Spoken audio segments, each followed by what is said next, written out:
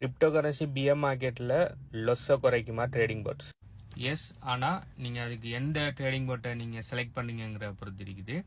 நீங்கள் நல்ல ட்ரேடிங் போட்ஸில், அதாவது நல்ல ரிஸ்க் மேனேஜ்மெண்ட் இருக்கிற ட்ரேடிங் போட்ஸில் கனெக்ட் பண்ணுவீங்கன்னா மார்க்கெட் இப்படியான பிஎம் மார்க்கெட்டுக்குள்ளே போகக்குள்ள இல்லாட்டி பெரிய கரெக்ஷனல் வரக்குள்ள அதுக்கு என்ன ரிஸ்க் மேனேஜ்மெண்ட் கொடுத்துருக்கோ அதுக்கேற்ற மாதிரி ஸ்டாப்லாஸ் போடும். அப்படி இல்லாட்டி ட்ரெயிலிங் ஸ்டாப்லாஸ் போடும். அப்படி இல்லைன்னு சொன்னால் இது செய்யும், டாலர் காஸ்ட் ஆவரேஜ் பண்ணும்.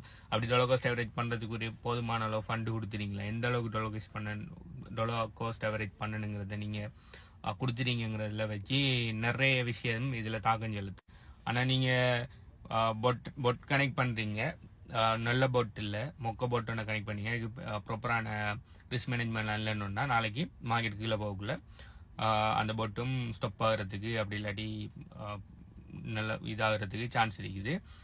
இன்னொரு சினாரியோவும் இருக்குது.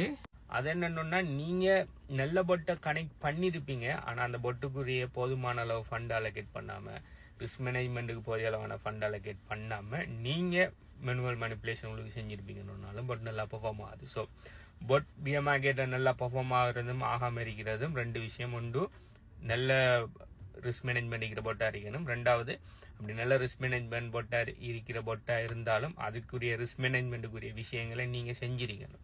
ஓகே, ஸோ இது ரெண்டும் நீங்கள் சரியாக செய்வீங்கன்னா பிஎம் மார்க்கெட்டில் நல்லா பெர்ஃபார்ம் பண்ணும். இதை பற்றி நீங்கள் என்ன நினைக்கிங்க? பிஎம் மார்க்கெட்டில் நான் சொல்கிற மாதிரி நடக்குமா? அப்படி இல்லைன்னா பிஎம் மார்க்கெட்டில் எல்லா போட்டுமே நல்லா பெர்ஃபார்ம் பண்ண மாட்டீங்க இல்லையான்னு சொல்லி உங்களோட கருத்துக்களுக்கு கமெண்ட் பண்ணுங்கள். பாய்.